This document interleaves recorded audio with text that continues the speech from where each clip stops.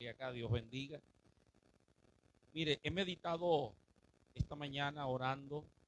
El Espíritu Santo me trajo esta historia que yo sé que la mayoría la conocemos. La historia de José, el hijo de Jacob, el que fue vendido a Egipto. ¿Cuántos conocen esa historia? Conocemos todo el proceso que tuvo que pasar José para llegar a ser gobernador de Egipto. Recordémoslo, el primero fue aborrecido por sus hermanos.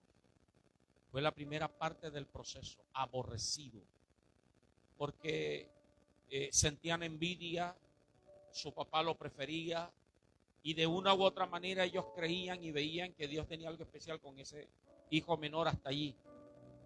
Luego fue desnudado, se le quitó la túnica de colores que su papá le había regalado, luego fue metido en una cisterna. Luego fue vendido a unos mercaderes, madianitas, ismaelitas. Luego fue vendido y llevado lejos a Egipto, vendido como esclavo, lejos de la casa de su padre, sin conocer a nadie, seguramente maltratado, porque no pensemos que José, o no creamos que José llegó como esclavo a mandar en la casa de Potifar. Él vivió como un esclavo, seguro lo azotaron, lo golpearon, pasó hambre. Luego fue acusado de intentar violar sexualmente a la esposa de su amo y fue metido en la cárcel. Todo ese desprivilegio lo vivió José para luego llegar al palacio del faraón, ¿verdad? Pero quiero tomar de esa historia tres cosas fundamentales que Dios me hablaba. La primera de ellas, óigame bien, y eso es para usted y para mí. José no era el objetivo principal de Dios. El objetivo principal de Dios o inicial o el total de Dios no era que José fuera el gobernador de Egipto. José, y permítame decirlo aunque suene de pronto un poco raro y despectivo para algunos, José era una ficha dentro de la agenda a largo plazo de Dios. Amén. José era una ficha dentro de la agenda a largo plazo de Dios. Porque el problema nuestro, los seres humanos, es que nuestra mente es finita, es limitada y queremos y creemos que Dios haga lo que nosotros queremos en el tiempo que queremos y miramos hasta donde nuestra vista nos alcanza. Pero Dios siempre ve más allá. Dios es un Dios futurista de generaciones. Amén. Dios siempre va a mirar más allá. Nosotros nos detenemos a mirar nuestra existencia. Si estamos enfermos, queremos que Dios nos sane porque miramos el límite de la enfermedad. Miramos el límite de nuestra edad. Si estamos pasando crisis financiera, queremos que Dios la resuelva así porque para nosotros es apremiante el ahora. Pero necesitamos como cristianos aprender que Dios siempre va a ver mucho más allá. Les repito, José hacía parte de la agenda a largo plazo de Dios para el cumplimiento de una profecía que le había dado a un hombre llamado Abraham muchos años antes. Una palabra, y quiero que vaya conmigo al libro de Génesis capítulo 15, versículo 13. Ahí hay tres profecías y la vamos a desmenuzar en esta primera parte. Génesis 15, 13. Y eso era lo que Dios estaba observando. Dice la escritura, Génesis 15, 13, entonces Jehová dijo a Abraham, ten por cierto, y aquí viene la primera profecía, que tu descendencia morará en tierra ajena. 15, 13, ¿lo tiene ahí? Ok, sigo leyendo, la segunda profecía, y será esclava allí. La tercera profecía, y será oprimida 400 años. ¿Está escuchando? Primera profecía, morará en tierra ajena. Segunda profecía, será esclava allí y será oprimida 400 años. Y luego viene la tercera profecía en el versículo 14. Mas también a la nación a la cual servirán juzgaré yo, y después de esto saldrán con gran riqueza. Esta palabra Dios se la da a Abraham. La primera profecía. Tu descendencia morará en tierra ajena. Se la da a Abraham Dios. Óigame bien, 295 años Antes que José llegara al palacio del faraón como gobernador, 295 años ya Dios lo había revelado. O sea, que lo que pasa es que Dios estaba necesitando a un José que pudiera cumplir esa profecía. Alguien que pudiera introducir al pueblo de Israel a morar en una tierra ajena. El pensamiento de Dios no era llevarlos como esclavos. El pensamiento de Dios era llevarlos como alguien invitado a esa tierra, que fue lo que cumplió José. Luego murió José, murió Faraón, murió esa generación y se levantó un faraón que no conoció a José y fue que esclavizó y se cumplió la segunda parte de la profecía. Pero retomo, pasaron 295 años. Dios necesitaba a alguien para llevar a cabo su propósito. Tú y yo no somos accidentes aquí en la tierra. Wow, algunos lo entendieron. Tú y yo no somos accidentes en la tierra. Siempre lo he dicho, no somos el resultado de una noche de copas, de una noche loca de nuestros padres. No somos el resultado de que nuestros padres se equivocaron en las cuentas. Es más, tú y yo no somos resultado tampoco de que nuestros padres nos planearon. Usted y yo somos propósito de Dios. El lugar donde naciste, la familia en que naciste, la vida que has vivido, hace parte del propósito de Dios. Lo que Dios quiere es que tú cambies la historia. Porque es que a veces nos quedamos lamentándonos. Pastor, si yo fuera a propósito de Dios, ¿por qué Dios me permitió nacer en esta familia? ¿Por qué Dios me permitió pasar por todo esto? Lo que Dios está haciendo es preparándote y perfeccionándote para que tú cambies la historia de la generación que viene después de ti. Porque si tú sufriste, tu generación va a ser bendecida de parte de Dios. Wow. Dios necesitaba un José, pero para eso necesitaba prepararlo y perfeccionarlo. Todo lo que tú has vivido, aún siendo cristiano, es una preparación y una perfección de Dios para llevarte a tu destino profético. Pero Dios no solo está pensando en ti. Si Cristo no viene todavía, Él está pensando en hasta 1000 generaciones después de ti. Wow, alguien diga gloria a Dios. Hay un plan a largo plazo, un plan a largo plazo para ti y tu descendencia.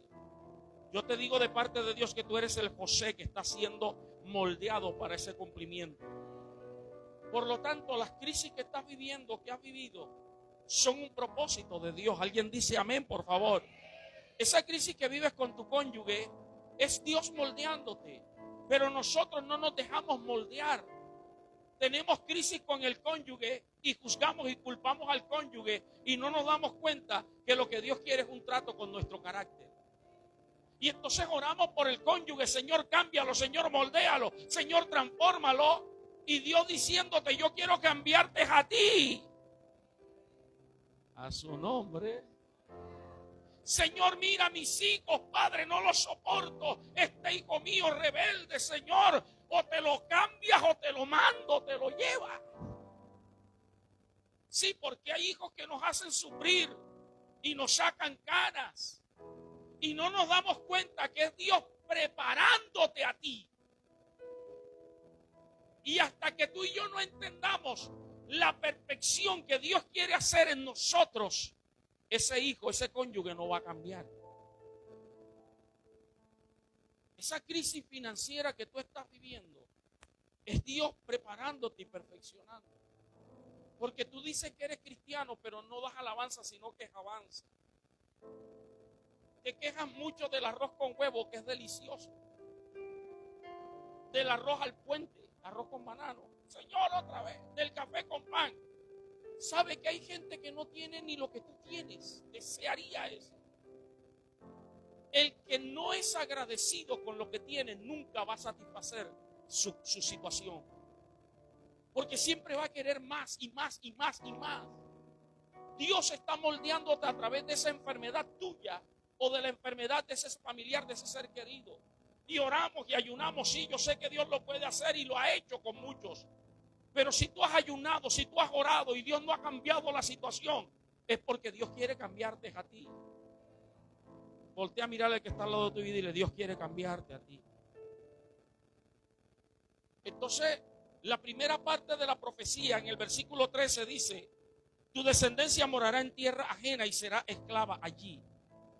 Morará en tierra ajena, perdón, ahí es la primera parte de la profecía. La segunda parte dice: será esclava allí, será oprimida 400 años. Le reitero, 295 desde Abraham hasta que José se sentó en el trono. Luego, cuando Jacob, por orden de José, por petición de José, se le revela a sus hermanos y le dice: tráiganme a mi padre, vengan ustedes con su familia a morar acá.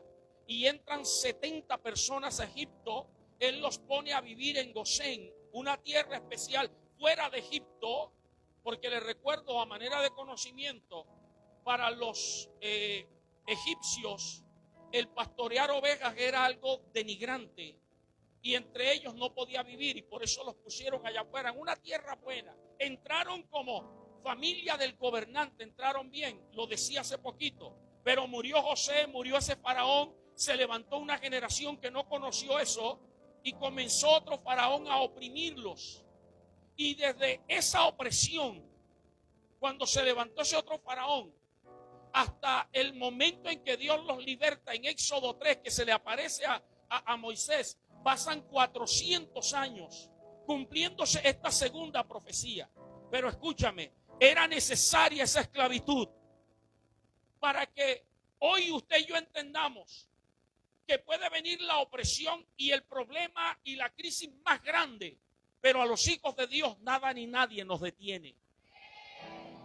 Porque cuando usted conoce el libro de Éxodo y usted lee Éxodo 1 y 2, dice que este faraón y los capitanes y sus séquitos le tuvieron miedo a los israelitas. Entraron 70, ya se habían multiplicado.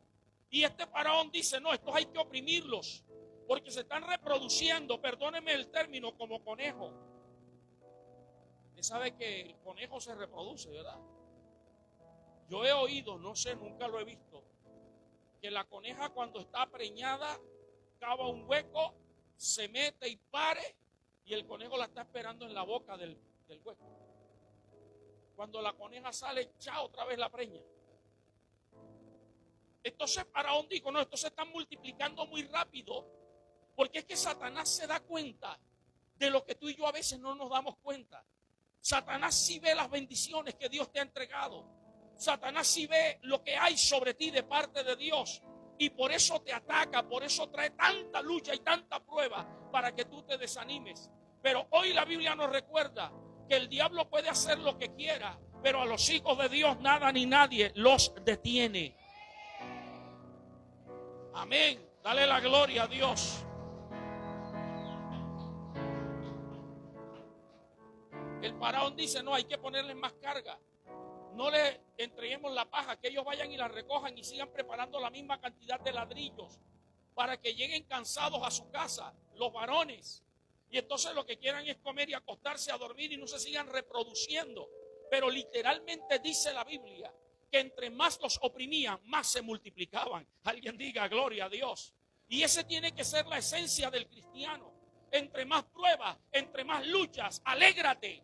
Gózate, pastor, ¿cómo así? Porque sabes que estás haciendo lo correcto delante de Dios y que tu opresión, tu dificultad no va a ser para siempre, sino que en algún momento Dios te va a dar la victoria. Alábalo. Te estoy hablando de la agenda de largo plazo de Dios. Les repito, aunque para algunos les suene feo, José era una ficha dentro del plan y el propósito de Dios. Porque Dios no estaba mirando a José y llevarlo a gobernar y ya. Dios estaba mirando el cumplimiento de esta profecía. Dios está mirando más allá de lo que tú estás viendo. Dios está mirando tus hijos, tus nietos, tus bisnietos. Dios está mirando esta congregación. Tal vez en un par de años, no sé, ojalá y sean muchos años, 40, 50, 100 años. Muchos de los que estamos aquí, si Cristo no ha venido, no vamos a estar. Pero aquí estará nuestra descendencia, alabando y glorificando a Dios. Y por eso Dios está perfeccionándote para que tú seas el ejemplo para esa generación. Mire, es que todo en Dios tiene propósito. Esos 400 años de esclavitud eran necesarias también para que hoy día usted y yo entendiéramos, hermano, que solo Dios puede librarnos de cualquier aflicción. Que cuando clamamos, Dios nos liberta. Porque cuando usted lee el libro de Éxodo capítulo 3, cuando Dios llama a Moisés, Dios le dice: Moisés, he oído la aflicción de mi pueblo y he descendido para librarlo. Nunca dejes de clamar, nunca dejes de creer, nunca dejes de esperar en Dios, porque Él es tu única esperanza. Y la tercera profecía, que la encontramos en el versículo 14 de Génesis 15, dice: mas también a la nación a la cual servirán, juzgaré yo. Y termina la profecía diciendo: y después de esto saldrán con gran riqueza. Diga conmigo: con gran riqueza. Dios permite esto para dejar un precedente. Escúchame, que después de cada prueba, crisis, problema, necesidad que tú tengas, va a venir una gran victoria y una gran bendición. Porque dice Romanos 8:28, y sabemos que a los que amamos a Dios, todas las cosas nos ayudan a bien. Y que esta leve tribulación momentánea no se compara con la gloria que se va a manifestar, con el peso de gloria que Dios tiene determinado para usted y para mí. No vamos a quedar en este estado. Algo grande viene para nosotros. Amén. Normalmente nosotros vemos los sufrimientos como algo del momento. Miramos lo que está pasando y aún hasta nos parece injusto. No creo que yo sea el único, pero yo he pasado por situaciones que, como buen cristiano que trato de ser, lo primero que digo es: Señor, muéstrame si estoy en pecado. Porque mi vida está sujeta a Dios.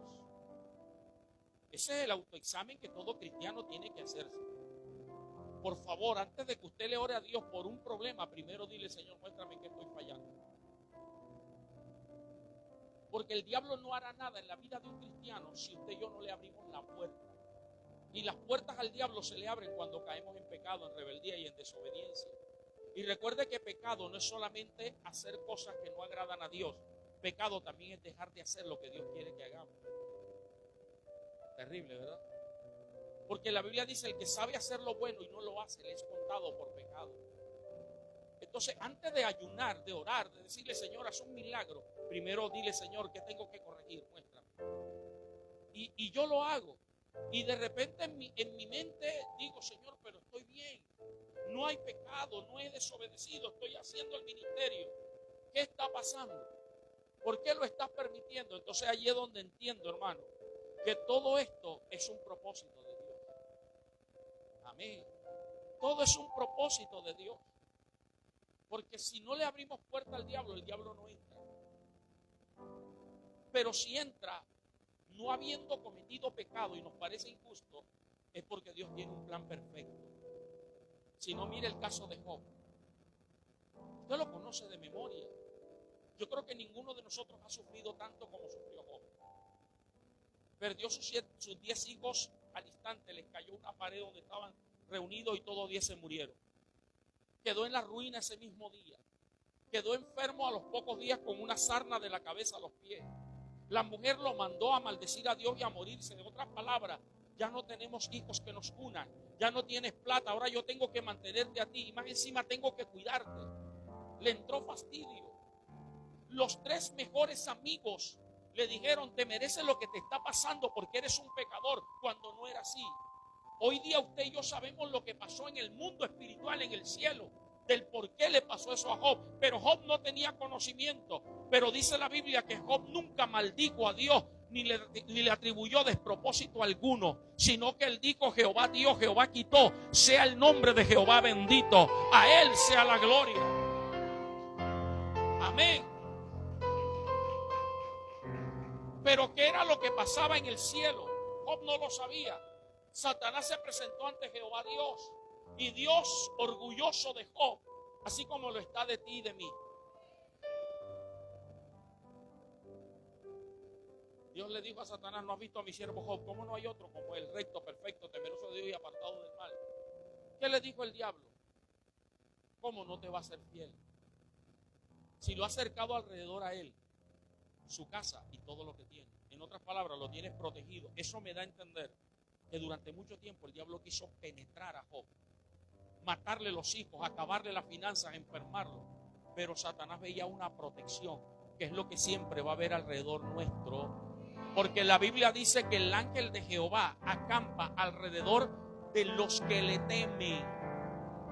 En estos días decían la iglesia central, y no sé si lo dije aquí la última vez que vine, todo el mundo, toda persona, los casi 7,000 millones de personas que habitamos hoy el planeta Tierra, todos, sean evangélicos, católicos, mormones, testigos de Jehová, ateos, musulmanes, de cualquier secta, todos tenemos un demonio asignado para destruir.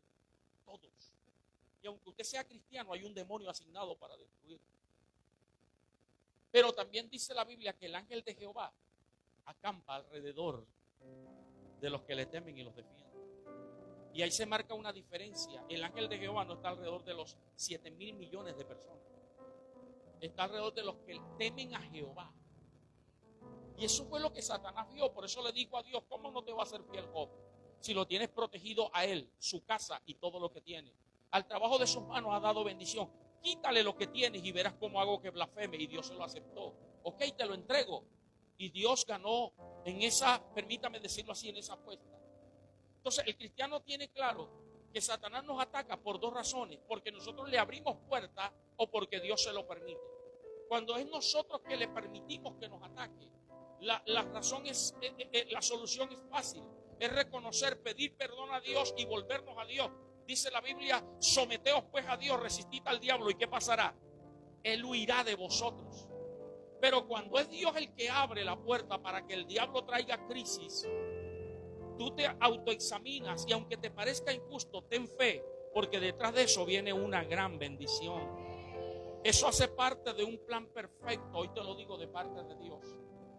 Alguien levante su mano, por favor. Yo te digo, hay un plan perfecto de Dios para ti y para toda tu descendencia.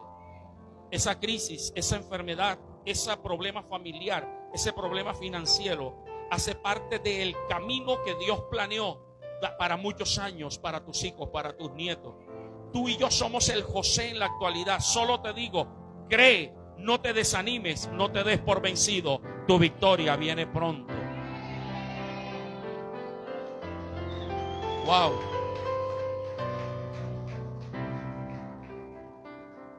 Lo segundo que quiero tomar de la historia de José es cómo José fue perfeccionado. Y es el gran ejemplo para usted y para mí, para que entendamos las maneras como Dios nos perfecciona. De pronto no somos perfeccionados de toda la forma como lo fue José, pero sí una sí, otra acá, otra por allá. Te voy a mencionar varias. Usted examine en qué está siendo perfeccionado. La primera de ellas: usted y yo necesitamos ser desnudados. Amén. Necesitamos ser desnudados. Pastor, ¿cómo así? Usted sabe que cuando los hermanos de José, cuando lo vieron, lo primero que hicieron fue quitarle la túnica. Lo dejaron en calzoncillos. Lo hicieron vergüenza pública.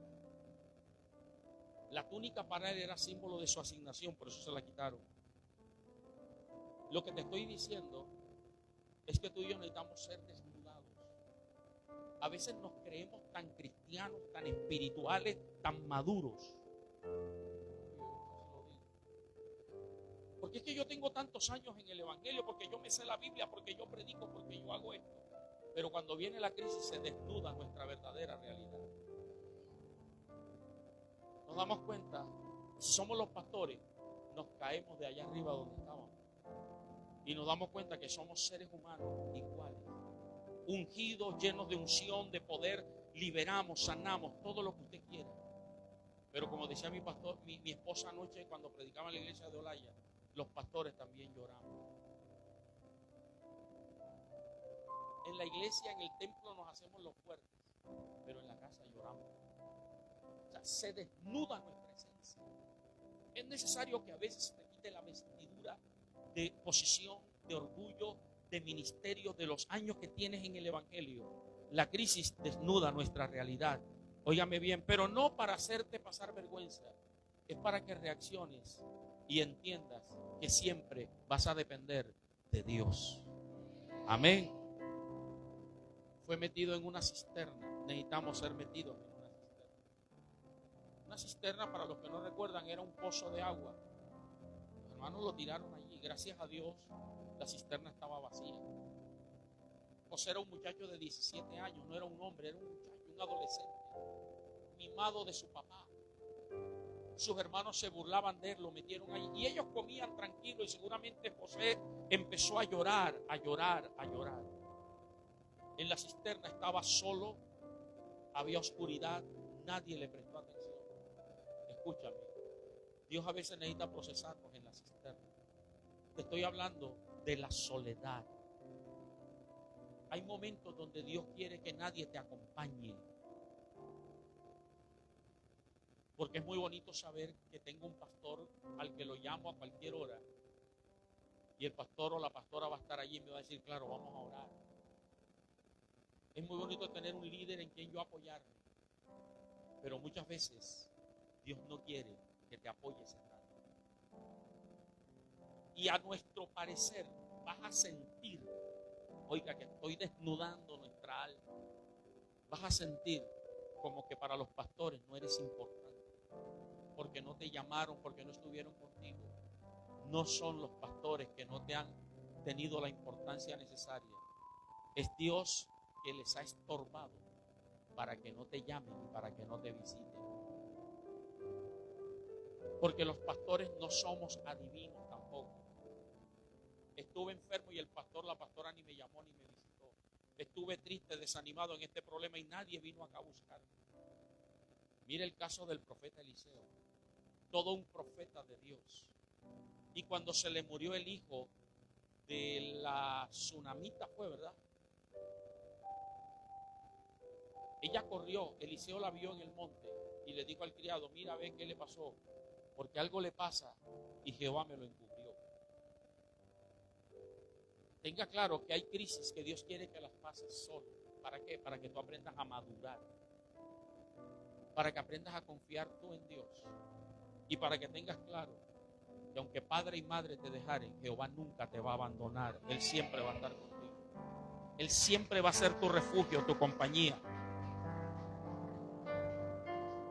En tercer lugar, fue vendido.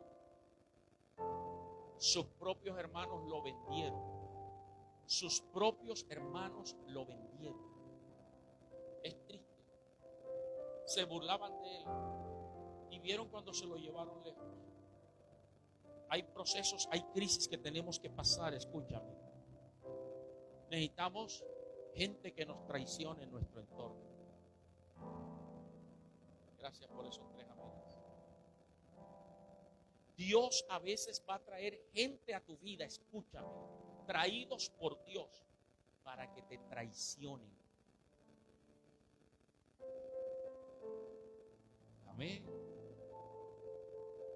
Hace poco predicaba, bueno, hace unos meses prediqué en la iglesia central y decía, Judas no nació para traicionar a Jesús. Judas no tenía esa asignación. Judas nació con un propósito especial también, como cualquiera, Pedro, Juan, Jacobo, todos.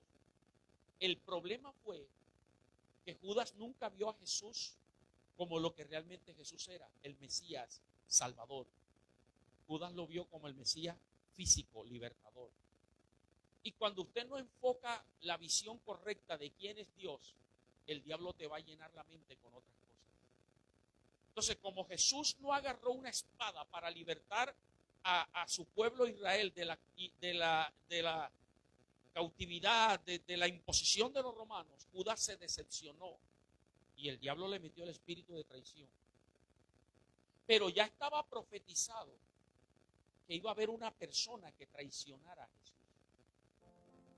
Ya estaba profetizado que alguien iba a mojar el pan con el maestro y le iba a dar un beso y lo iba a traicionar.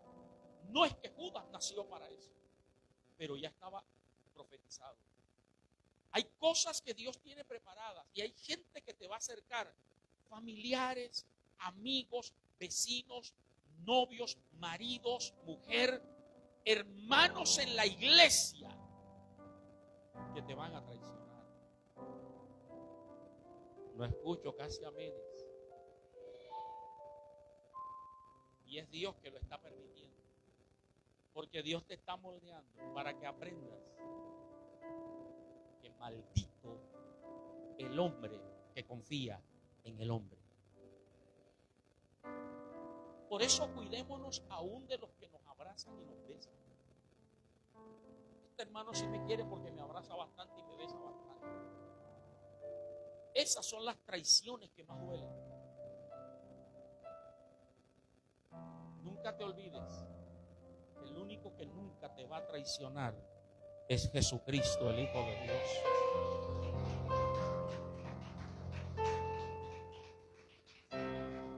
Los hermanos lo vendieron, se lo llevaron los ismaelitas, los madianitas, lejos a Egipto. Allá lo vendieron como esclavo. Muchas veces nuestro proceso para Dios lograr lo que quiere, Dios permite que seamos esclavos de algo. Pastor, eso es antibíblico. Tranquilo, no me juzgues. Te voy a explicar. Ciertamente Cristo nos hizo libres de los demonios y de las ataduras. ¿Amén o no amén? Eso está claro. Pero muchas veces somos esclavos de un medicamento. A veces entra una rebeldía cristiana y santa. No voy a tomarme la pastilla de la presión, porque creo que Cristo me sana. Y a los 2 días, ay, me duele la cabeza, búscame la pastilla. ¿Qué pasó si tú creíste que Dios te había sanado y sin embargo, pastores, no sé si ustedes se acuerdan de ese caso? La primera vez que vino el pastor Cas Luna aquí a Cartagena, por allá en los años 1600, cuando todavía no era tan reconocido, no había redes sociales, él vino a la iglesia, a la Plaza de Toro, hizo una campaña unida con toda la asociación de pastores. En la iglesia central asistía, y no voy a decir nombre porque Alex también lo conoció, un varón muy emotivo. Y en la campaña el hombre oró por sanidades, el pastor Casluna, y este creyente de la iglesia pasó a dar testimonio de que Dios lo había sanado. Y claro, lo enfocó en cámara, en enlace y todo. Y el hombre salió pisoteando las pastillas. Dios me sanó. Gloria a Dios, todo el mundo aplaudiendo. No estoy diciendo que Dios no usa Casluna. Estoy hablando de ese caso en particular. ¿Okay? La propia hija de ese varón me contó que a los 2 días estaba comprando las pastillas.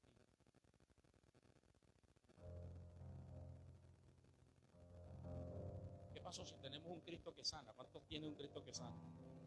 ¿Cuántos han sido sanados por Cristo? Yo soy testigo del poder de Dios. 17 días de isquemia cerebral, Dios me sanó.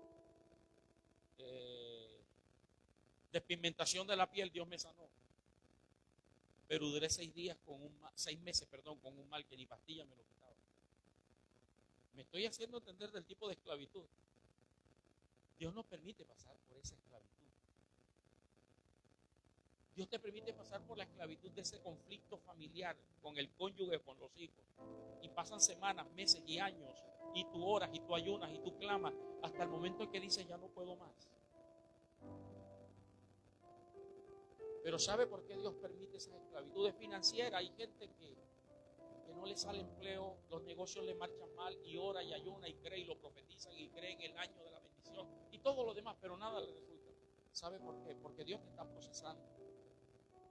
Porque Dios quiere que en medio de la crisis tú sigas siendo fiel a Él. Porque hay gente que solo le es fiel a Dios cuando tiene abundancia y todo marcha bien. Pero cuando viene la crisis, entonces se aparta. Hay gente que sigue a Jesús por los peces y por los panes, por las sanidades y por los milagros. Pero cuando viene la crisis, pide que lo crucifiquen. Pero qué bueno que tú y yo seguimos alabando a Dios en medio de cualquier situación. Apláudelo y dale gloria.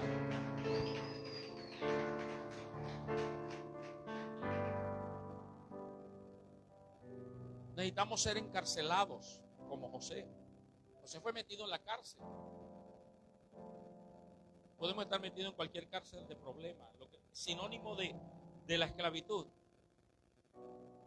Pero mira para qué sirven las cárceles espirituales que Dios permite. Para darte revelaciones, para llevarte a otro nivel espiritual. José solo interpretó, es más, él no interpretó sus propios sueños. Cuando él soñó que el sol, la luna y 11 estrellas se inclinaban a él, él no los interpretó. El papá fue el que le dijo: ¿acaso vas a reinar tú? El papá fue el que los interpretó. Jacob meditaba, pero José no los interpretó. En la casa de Potifar no interpretó sueños. ¿Sabe dónde interpretó los sueños? En la cárcel. El sueño del copero, el sueño del panadero y el sueño del faraón. La crisis no es para que te desanimes ni te apartes. La crisis es para que te confrontes más con Dios, te metas más con Dios y vas a recibir mayor revelación de lo que Dios quiere hacer contigo. Dios necesita llevarnos a ciertos niveles de situaciones para tratar con nosotros. Así que aprovecha la crisis. Amén. Dios permitió que fuera olvidado por el copero. Sabemos que le interpretó el sueño al panadero de que lo iban a matar a los 3 días y lo mataron. Le interpretó el sueño al copero del rey de que el rey lo iba a devolver al trono. Y cuando el copero se iba, que el rey lo mandó a llamar para restituirlo a su labor, José quiso ayudar a Dios y le dijo al copero: hey, acuérdate de mí y háblale a Faraón de mí. Pero dice que el copero se olvidó de José, creo que durante 3 años. No se acordó. Dios quiere que haya gente a la que tú le tiendas la mano y esperas que algún día te retribuya. No te sientas mal cuando esa gente te olvide. Por eso sirva. No espere nada del ser humano, porque el día que Dios determina bendecir, hasta el mismo diablo lo va a usar para bendecir. Aunque suene raro para los religiosos. Pero no esperes nada de nadie. No esperes nada de los políticos. Voy a hacerle campaña política porque usted sabe que ellos se olvidan de nosotros. No esperes nada del hombre. No sirvas a Dios por interés de que te reconozca el ser humano. Por eso la Biblia dice que todo lo que hagamos, hagámoslo como para Dios. Y termino con una última revelación. Y aquí hablo a los intercesores, a los líderes, aquellos que tienen un llamado pastoral y que tienen una proyección en Dios. Escuchen, el proceso de Dios nos va llevando paso a paso. Amén. José fue llevado esclavo a la casa de Potifar. Un ministro de Jesucristo siempre va a empezar sacando y hablándole a gente que está esclava. José fue puesto como jefe de los esclavos. Un esclavo es alguien que no tiene, aunque tiene voluntad propia, no hace lo que quiere. Allá afuera hay mucha gente esclava del pecado, del alcohol, de la droga, de la fiesta, del mundo, de la idolatría. Y si tú quieres que Dios te ponga en alta posición, primero empieza por los que están esclavos alrededor tuyo. A veces queremos dar pasos agigantados y no nos damos cuenta que estamos en la casa de Potifar. Amén. Luego fue llevado a la cárcel. Allá lo hicieron jefe de los presos. Ya ese es otro nivel ministerial. Ya ahí no estaba solo con los esclavos mentalmente. En la cárcel hay delincuentes de toda clase. Hay inocentes, sí, pero no voy a hablar de los inocentes. La mayoría son violadores, son asesinos, son ladrones. O sea, la gente actúa por su propia voluntad. Cuando tú aprendes a servir a Dios, libertando esclavos del pecado, Dios te va a promover a otro nivel. Porque es que hay gente que no se da cuenta que lo que hace no le agrada a Dios. Esos son los esclavos. Hay gente que dice: no, yo no le hago mal a nadie, me tomo mis cervecitas aquí en mi casa, pongo mi musiquita, no peleo con nadie, y cree que está bien. Ese es un esclavo espiritual. Pero hay gente que sí hace las cosas sabiendo que están mal. Y ahí es donde Dios te va a promover después. A ir donde gente que es consciente de que la idolatría, de que la brujería es mala. Y Dios nos ha llamado para libertarlos a ellos también, para estar por encima de ellos. Gente que es asesina, que es criminal, que es ladrona, que es drogadicta y que sabe el mal que se está haciendo. La prostituta, el homosexual, saben el mal que están haciendo. Pero Dios no te va a llevar a ese nivel de libertar ese tipo de cautivos si primero no libertamos a los esclavos que involuntariamente no saben lo que están haciendo. Y el tercer nivel que yo puedo mirar allí es que luego fue llevado al palacio. Y eso es un nivel superior. Ahí no estaba con esclavos ni con presos. Ahí estaba con intelectuales. Ahí estaba con reyes. Ahí estaba con príncipes. Ahí estaba con gente de la alta alcurnia. ¿Qué te estoy diciendo? Que cuando tú empiezas a pelear en la tierra y eres fiel a Dios, Dios te va a llevar a pelear en los aires con las potestades y los principados que están arriba. Y no solamente iba a ser gobernador de la tierra de Egipto. Recuerde que Egipto había subyugado a muchas naciones, incluyendo Israel. Era el dueño de la tierra. O sea que José no solamente estaba por encima de los príncipes y gobernadores de Egipto, sino de otras naciones también. Dios no te va a llevar a las naciones a pelear con el príncipe de la potestad del aire de Venezuela, de Cuba, de Estados Unidos, de Rusia, porque a veces los intercesores, los pastores, no aprenden a pelear con lo que tienen en su entorno, entonces quieren ir a pelear contra esos principados. No tienen la autoridad espiritual. Te estoy diciendo que en Dios todo tiene un proceso. Tenemos que aprender de los procesos. Pero lo que sí estoy seguro es que lo que Dios planeó para ti, para tu descendencia, se va a llevar a cabo. Póngase de pie, por favor.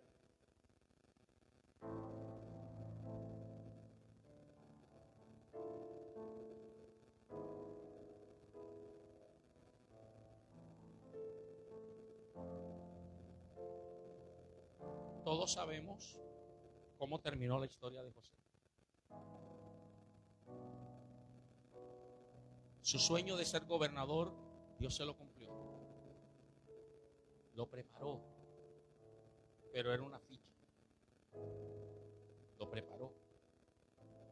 Cuando ya fue gobernador, sus 10 hermanos que lo odiaron y que lo vendieron, digo 10 porque el menor era Benjamín y él no participó de eso. Sus 10 hermanos fueron a comprar alimento a Egipto. Cuando José los ve, lo reconocen, pero ellos no conocieron a José. Porque recuerde que vendieron a un muchacho de 17 años en calzoncillos. Y ahora ven a un hombre de más de 37, 38 años, vestido como gobernador, como príncipe, hablando en el idioma egipcio, y no lo reconocen. Y cuando ellos ven al gobernador de Egipto, que no sabían que era José, se arrodillaron ante él. Y José se acordó que a sus 17 años tuvo un sueño. José pudo haberse vengado. José pudo haberlos mandado a matar a todos. Tenía el poder y la autoridad. José pudo haberlos castigado y metido en una cisterna y que vivieran y venderlos como esclavos, que vivieran lo que él vivió. Pero ¿sabe por qué no lo hizo? Porque Dios le sanó el corazón y lo preparó para ese momento. Óigame bien, para ser el partícipe del cumplimiento de la profecía de 600 años atrás Dios le había dado a Abraham, su abuelo. Tú y yo somos lo que Dios está buscando y está necesitando en este tiempo. Levanta tus manos, si quieres, si puedes, cierra tus ojos. Vamos a hacer una oración sencilla, repítala conmigo. Padre, gracias por haberme escogido para este tiempo. Dígale eso. Gracias por haberme permitido nacer en el lugar que nací. Y gracias por haberme traído a la iglesia al Edén del Pozón. Hace parte de tu diseño, de tu propósito. Ayúdame a partir de hoy a no quejarme por las crisis, por los problemas, por las enfermedades, sino que a partir de hoy yo pueda tener claro que hace parte de la perfección que tú quieres hacer conmigo. Ayúdame a entenderlo y ayúdame a vivirlo. Mantén tus ojitos cerrados, no repitas. Yo dirijo mi palabra a ti ahora. No sé lo que estás viviendo, tú sabes lo que estás pasando. No sé cuál es tu crisis, tu problema. en tu familia, con tu cónyuge, con tus hijos, con tus padres, con tus hermanos. No sé. No sé cuál es la crisis financiera que estás viviendo, la crisis de salud tuya o de un familiar. Pero ¿qué te parece si hoy cambias la mentalidad? Y dile conmigo: Señor, si eso hace parte de mi perfección, ayúdame a entender. Si es un trato para mí, ayúdame a entender. Si quieres que yo madure, ayúdame a entender. Si quieres que yo cambie algo, ayúdame a entender. Dile eso a Dios. Porque si tú has orado para que Dios te sane y no te ha sanado, si tú has orado para que Dios cambie tu ser querido y no lo ha cambiado, es porque el trato es directo contigo, no con ellos. Y oró Job por sus amigos, y entonces Dios lo restauró la salud a él. Cuando tú entiendes que es un trato de sanidad, de libertad, de perfección, vas a ver el milagro sin pedirlo. Señor, ¿qué quieres cambiar? ¿Qué quieres moldear? Si esta crisis, si esta prueba es un trato conmigo, aquí estoy. Haz lo que quieras hacer en mí. Perfeccióname, moldéame. Dile conmigo: de lo que sí estoy seguro es que yo y mi casa te serviremos. Y hay un plan perfecto para mi casa, para mi descendencia, para mis hijos, para mis nietos y los que vienen después de ellos. Porque yo soy un instrumento, una ficha de tus planes a largo plazo. Y yo quiero cumplir para que la bendición siga sobre ellos. En el nombre de Jesús, manténgase orando, por favor. Puede bajar su mano si desea. Si en esta noche hay algún amigo o amiga que la palabra de Dios le ha hablado y que ha entendido la palabra, que eres un propósito de Dios, hoy es la oportunidad de dejar de ser una visita a una iglesia y convertirte en un verdadero hijo de Dios. Entrégale tu vida a Cristo, amigo y amiga, para que puedas entrar dentro de el plan de Dios a largo plazo para ti, para tu familia. Ríndete a Él. Solo tienes que decir esta oración conmigo si quieres rendirte a Cristo. Dile: Jesús, te abro mi corazón. Perdóname todos mis pecados. Yo me arrepiento. Te entrego toda mi vida. Lávame con tu sangre e inscribe mi nombre en el libro de la vida. Séllame como propiedad de Cristo. Creo en mi corazón que Jesucristo es el Señor y confieso con mi boca que Él es el Señor y creo que Dios lo levantó de los muertos en Cristo Jesús. Amén y amén. Denle un aplauso a Dios. Puede sentarse y la gloria y la honra sean solo para Dios. Dios me lo siga bendiciendo y recuerde, avanza.